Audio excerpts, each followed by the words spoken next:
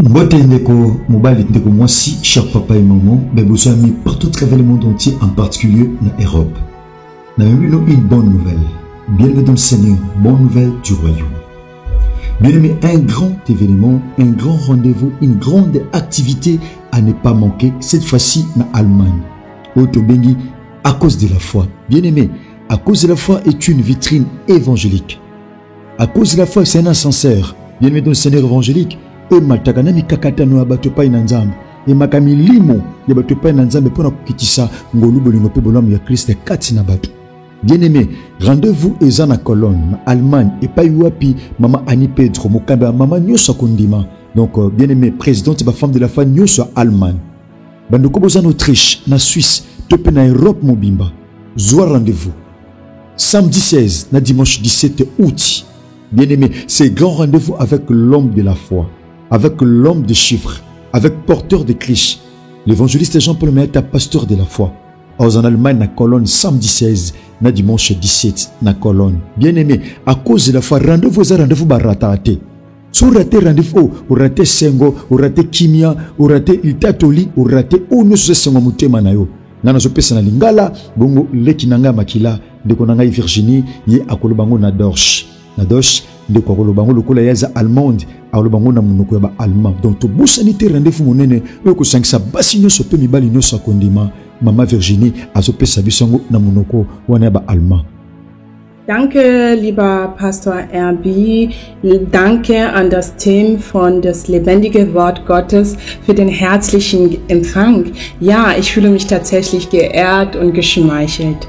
Liebe Familie aus Deutschland, liebe Familie aus Österreich, Schweiz und Luxemburg, überall, wo die deutsche Sprache gesprochen wird.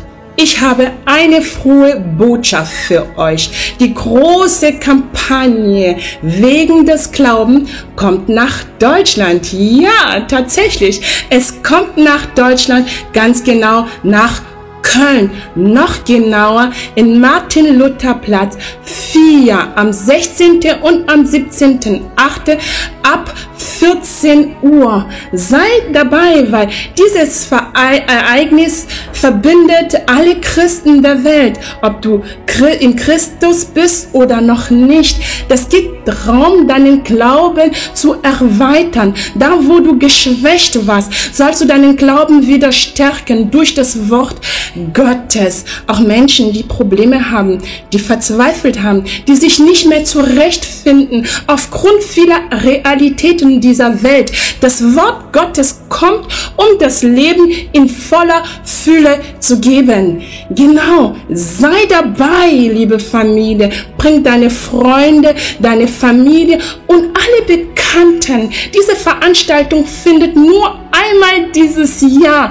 Und das Wort, was jetzt rauskommt, das adressiert sich wirklich nur an dich, lieber Bruder, liebe Schwester. Sei dabei. Verpasse nicht dieses Ereignis. Zu Ehre Jesus Christus mit unserem Vater Johannes Paul Mayata, der extra aus dem Kongo kommen wird und nach Deutschland, um mit dir die frohe Botschaft Gottes zu verkündigen. Ich heiße dich herzlich willkommen und ich würde mich sehr freuen, dich in Köln zu empfangen. Vielen Dank. Merci beaucoup. Okay. Donc, c'est comme ma sœur vient de dire, si vous attendez sa voix, soboyoki mungongo na nzambe bien aimé kokanga mutema te. Kokanga mutema te ndeko pesi ba adresse nyoso na allemand. Azo pesa ngo maintenant na monoko ya batu nyoso bakoyoka pe faciliter bandeko nyoso pesa tout simplement adresse abandraka adresse oui na Cologne autour na leur nini autour na nisika nini ndeko azo préciser ngo maintenant na monoko na biso ya lingala pona ndeko uza na Amérique ndeko uza na plutôt uza na Angleterre ndeko uza na mboka msusu autant msusu monoko eloba makate te pe yoka makate bon oza pe possibilité te pe makoki wana ya koyoka ba détail nyoso na monoko ya ndeko Virginie. Oui, nazali kopesa adresse eza na Cologne, Martin Luther Place 4 ekobanda na 14h. Merci beaucoup. Merci de Virginie. Tozaki ne sengo mingi koyamba na Radio Parole Vie na plateau. Merci de vous aider partout à travers le monde entier. Baye bolingaka évangile ya Yesu Masiya à Nazareth à cause de la foi ezali rendez-vous où transforma vie ya bato ezali rendez-vous où bongola kabomo ya bato ezali rendez-vous où matisaka milimo epai na nkolo ezali rendez-vous où milimo ebikaka ezali rendez-vous où provoquera balola na lola provoquera ba feti na lola ezali rendez-vous où provoquera ba feti na lola voilà pourquoi biso lobaka mais à cause de la foi lola nalobi lola que Jésus-Christ de Nazareth vous bénisse. Au commencement était la parole, et la parole est Christ. Radio, parole vie, la radio qui donne à travers la parole. Mbote shalom bien-aimé dans le Seigneur. Mbote cher papa et maman, chers frères et sœurs. Bandeko Balandi, Radio Parole Vie. Des beaux amis dans 4 coins du monde. Des beaux amis sur la télévision à Binou.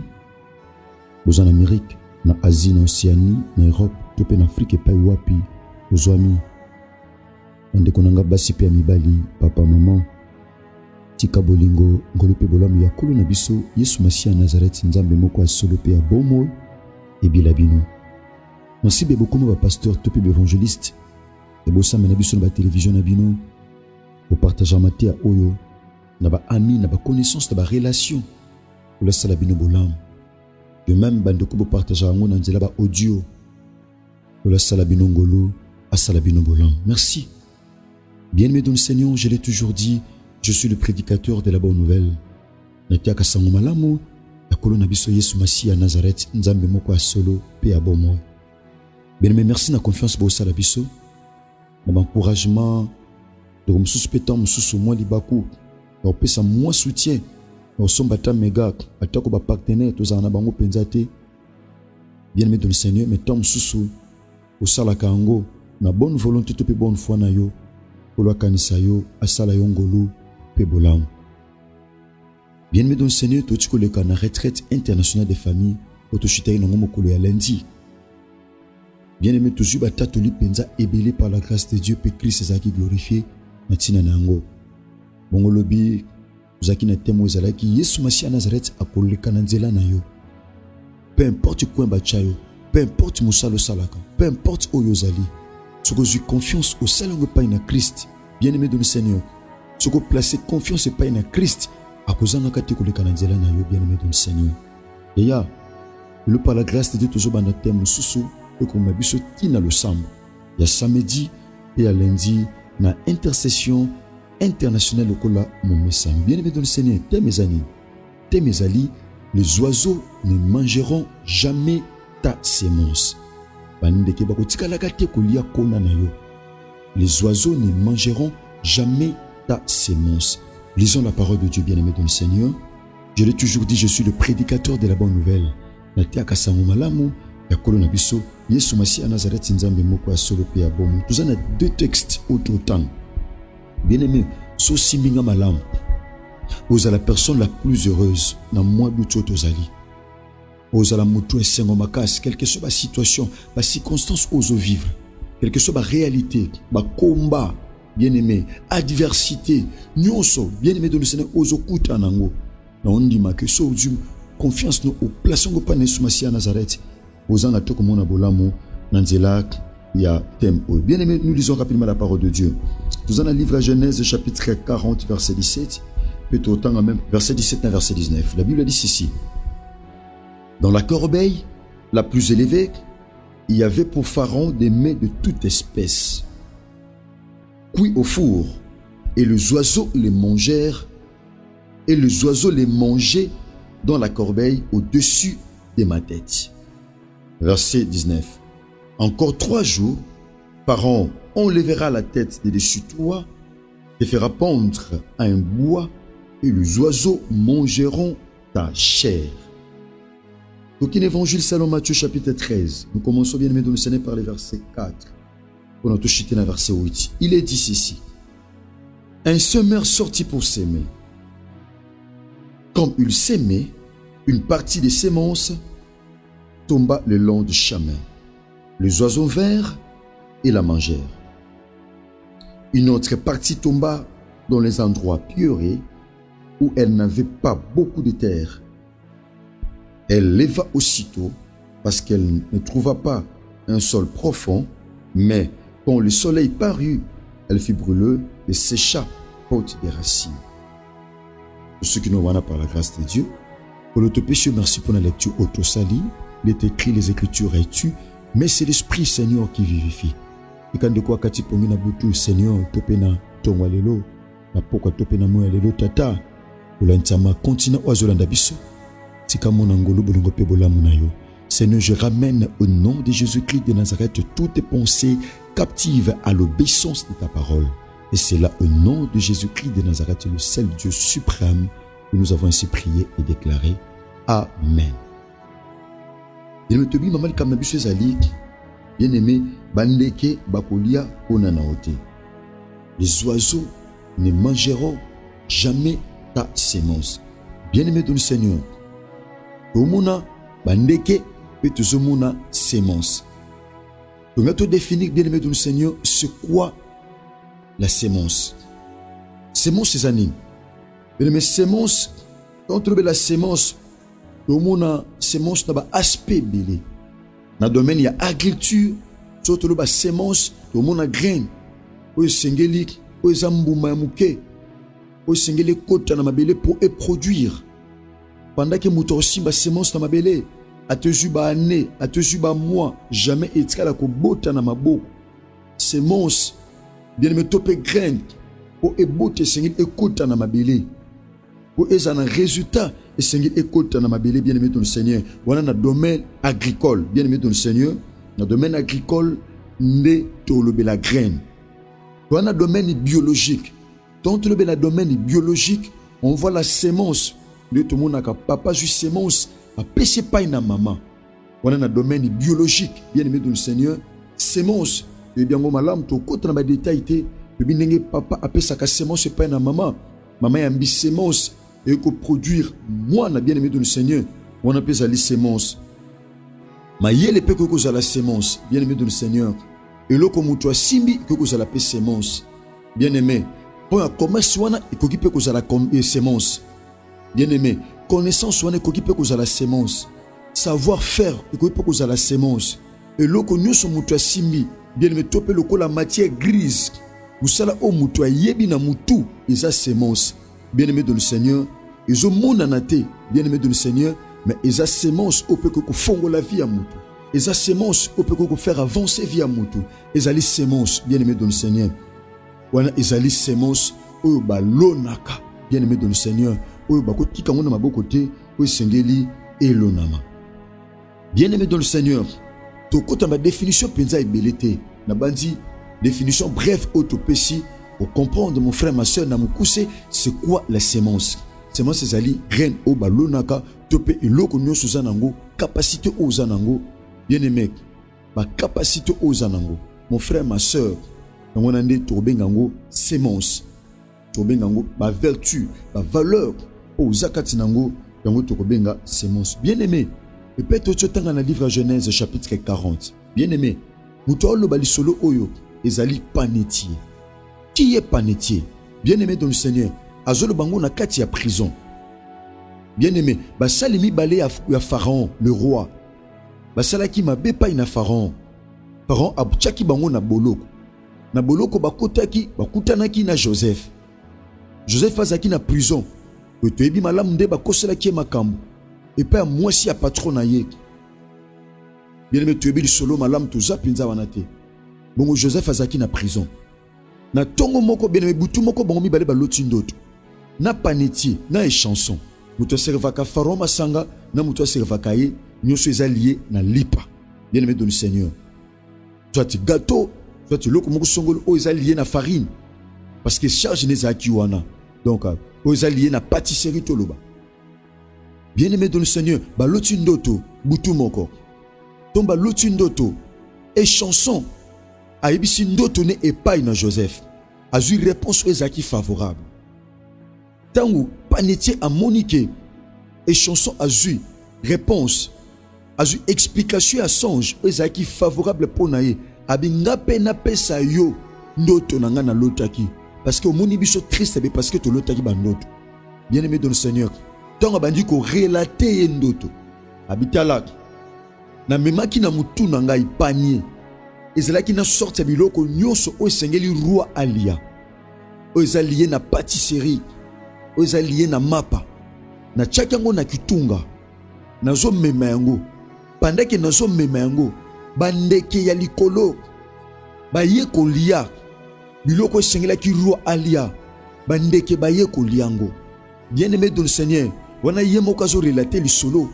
Mon frère, ma soeur, ezana bato ebele, azana biloko na mutu na ye, me bandeke bazo liango.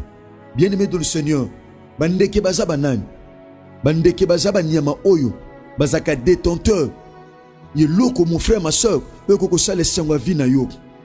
Ndeko meme papa, objectif amemango epai na mokonzi po alia, amemi mapa, mais afinika ki mapa wana te. Bien-aimé, ezalaki exposé pendant que nous te asango malamu, ezala bato ebele vi na koma exposé, yango bandeke bazolia, santé na koma exposé, yango bandeke bazolia, libala na koma exposé, yango bandeke bazolia, santé na exposé, ba faire na exposé, commerce na exposé. Mon frère, ma soeur, ya no te onde tu nozo mona yo, ezala ba domaine ebele na vi na bandeke bazolia yango. Pourquoi? Parce que ça exposé. Amemi biloko a valeur na mutu na ye, mais à couvrir yango te. Amemi biloko a valeur na mutu na ye, mais à protéger yango te. Amemi biloko a valeur na vie na ye, mais à sécuriser yango te. Bien-aimé, mapa, li passe quoi? Li pesa li requête. Li pesa poussa mutema mutu. Mais zaki ouverte, bien-aimé dans le Seigneur, ezaki exposé. Bandeke ba moni yango, ba ye, bandi ko lia mapa. Mon frère, ma soeur, ils en abattu belé pendant que nous étions à son malon, bandeke si balia olibala. Bandeke si balia olibala. Oza moi c'est libala, mon viva que sengwa libala te. Pourquoi? Parce que bandeke balia olibala. Bien-aimé, okoma lokola rido ya ndako, osalaka me bandeke balia musala na yo, esonga musala omona ngote. Salaire malunga ezate.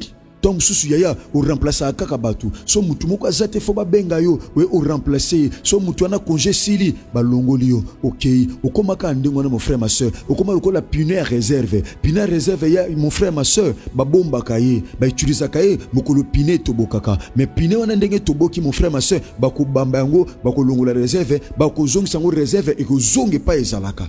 Mon frère ma soeur. Tala na vino mon frère ma soeur, bandeke baliani. De quoi lobi nazo mema mapa, nazo mema libala, nazo mema musala, nazo mema permis de conduire, nazo mema grossesse, na izemi na nga nazoaka, bandeke balia kango kaka. Et comme à 9 mois te, et comme à 9 mois te pour na simba moana, 5 mois au monde longwe, 4 mois au monde longwe, 3 mois au monde longwe. Tom somona 5 mois, 7 mois. Babi zebo moye continuer zate. Pourquoi? Parce que santé na yo tungisa. Pourquoi? Parce que stomac na yo tungisa. Pourquoi? Parce que eloko tel yo tungisa santé na yo zemi o fwe pima. Bien-aimé, bandeke balié. Abina memi mapa. Pendant que na memi mapa na zoya, na memi charge. Bandeke na likolo bazolia mapa o ezal bongisa maki na mokonzi. Bongisa maki po mokonzi alia, mais azo lotango na si andoto. Ezana batobele pasi ozo komela yo, olotango deja na ndoto. Mabe ozo komela yo, olotango deja na ndoto. Échec ozo komela yo, olotango deja na ndoto. Humiliation ozo komela yo, olotango deja na ndoto. Chute on va faire et comme là déjà na ndoto so lotango déjà ki ba yibio sac o réaliser na bo motobwe biloko peso beba na bo motobwe ba yibio pe sac na bo motobwe ba faire rezo chuter na bo motobwe makambezo simbate. Pourquoi? Parce que o lotango déjà na ndoto abina zo lota ndoto na memi panier ya mapa ya bagato abi toutes sortes biloko o esengeli roi alia. Ingol ba na kati ya bastion wana mabale zalaki na kati, na kati ya bastion wana succès zalaki na kati, na kati ya bastion wana crainte de Dieu zalaki na kati, sanctification zalaki na kati. Mais bandeke ba ekolia ndeke azanani. Bien-aimé dans le Seigneur, ndeke azo représenter image ya diable, image ya muto alukaka pasi na yo, image ya muto alukaka lelisa yo, image ya muto alingaka otournaka ke sika moko. Ndeke aza image ya destructeur, image, bien-aimé dans le Seigneur, ya mutu azolinga alelisa yo, ya mutu azolinga azwa yo semence, ye wana ndeke, abiba ndeke baye, balie, lokola bandeke balie, bien-aimé dans le Seigneur, tangu babandi ko pese explication et peine à Joseph, abini, abi lokola bandeke balie yo, roi, akobomisa yo, roi, akopesa nzela ba pondre yo, ba diembika yo. Pourquoi? parce que eloko mokonzi yo o protéger yango te, eloko mokonzi yo o sécuriser yango te, o exposer yango. Bien-aimé dans le Seigneur, pendant que nous sommes à Sangomalam, il y a des domaines dans ta vie où ils ont exposé. Où ils ont exposé. Ozo atenta ko sambela pour nous sécuriser biloko na yo. Ozo atenta ko bondela pour nous sécuriser foyer na yo. Bana no ba koma exposer. Tant msuna kata foyer ya wana bana mocha bango exposa bango na mutu. Bandeke ba olia bango, bandeke ba olia mayela bana. Bana bazo tanga mema mayele na kilasi eza soki mokete. Bandeke bazo lia mayela bana, bandeke bazo lia santé ya bana. Yo chaque mois fo mwana bela, so oya belia bongi, mwana kolanda, mususu fa bela. Tout ça pourquoi? Parce que santé ya bana ezo lia mana bandeke. Musala mubali na yo ezoliama na bandeke. Pourquoi? Parce que oza mwasi oyo ochaka mabolongo na ochaka mabolongo te na sepo lukanzambe pour sécuriser musala mubali na yo, pour protéger musala mubali na yo. Mama ozwaka tawana te ya ko protéger o sepelaka soki mbongo ye olie omeli olati mozwaka tanta ko chama bolongo na se pour protéger, pour sécuriser musala mubali na nzela lo sambo o sepelaka na kolia mbongo o sepelana na kolia komela pe kolata na yaya o sécuriser musala mubali te na lo sambo. Bien-aimé dans le Seigneur, santé à bana est exposé. Bana babila kabila mon frère. Moi nyoso bana babila ka. Usala ka be perte mbongo. Makambebelo zo simba te pourquoi? Parce que bandeke bazolia domaine à vino. Mon frère ma sœur tom su bandeke balia santé. Ou réaliser santé simba te. OK pas médecin, ba médecin balobi oza malamu. Mais tant ozonga, ou réaliser ozo continuer ko souffrir, o continuer ko konda, o continuer ko konda nzoto ndenge za bongo silayo. O komana ba réserve pour na la même miroir. Pourquoi? Parce que bandeke si balia yo. Ndekazana, ndekazo symboliser awa ennemi. Ici, les oiseaux représentent l'ennemi. Bandeke bazo représenter monguna, bazo représenter destructeur, bazo représenter muyibi, bazo représenter biloko nyoso mabe, bien-aimé ndeke. Ndekalier, abandeke bazo lia. Et puis abi na lotu ndoto bandeke bazo lia. Azo mona bandeke bazo lia, mazo bengana bango te. Abibandeke bazolia mais atiki mon frère ma soeur il arrive des fois mona makambezo simbate motiki ka bongo omona libale zo simbate ne suko lukelo nganzambe okangi maboko les choses évoluent très mal mokangi maboko makambezo simbate mokangi maboko ozomona bien bandeke bazolia semence bandeke baolia mapa bien aimé maolo belote a continuer ko tambola a continuer ko kende makambezo simbate a continuer elle ko la chauffeur moko pinesi toboki mais a continuer ka ko tambola bongo mon frère ma sœur mo oboma pinango balamti oboma gentil pinesi toboki faut tellement bien aimé bandeke pendant que bazolia semence a continuer ko tambola abina tambo na tamboli mona servi roi biloko aneza kite. Pourquoi? Parce que bandeke si balier yaya moi servi biloko ezate, moi pesa roi biloko ezate, moi roi sepela lia ezate. Pourquoi? Parce que bandeke ba précédé ba lié biloko o sengela ki roi alia, ba lié libala o sengela ki obala, ba lié musala o sengela ki ozwa, ba lié mbongo sengela ki ya osala musala, ba lié chantier na yo, ozana chantier bandango kala, musuka ka na fondation, o pesa batu mbongo ba selo misala, me ba lié kango ba koma bandeke. Ozwa musala o pesa na famille na yo, batu ba sela ko misala, ba lié ko bambongo ba koma bandeke. 3 ans, 4 à 5 ans, chanter tikalaka bongo yaya. Alors que tant msusu par la grâce de Dieu na makoki ya kosala yango. Bien-aimé dans le Seigneur, nous en a pour ça. Il y a Christ. Merci mon frère, merci ma soeur, merci chers auditeurs, chers téléspectateurs. Il y a De La Foi TV, il y a DLF TV 2, il y a RK Pro TV, Topia Chiffre 9 Télévision. Pour le Soumassia Nazareth Asalabino Ngolo Pebolam. Ce qui Christ a mis en milité pour continuer le message au lobby. Tika bolingo, golope bolam ya Christ et bilabino. Ezalaki wabino, ndekonabino, moi na topeleki, héritier Bichiamou, pasteur par la grâce de Dieu, moi na tatananga Jean-Paul Maeta, pasteur de la foi. Que Jésus-Christ de Nazareth vous bénisse. Au commencement était la parole, et la parole, Christ, Radio Parole Vie, la radio qui donne la vie à travers la parole.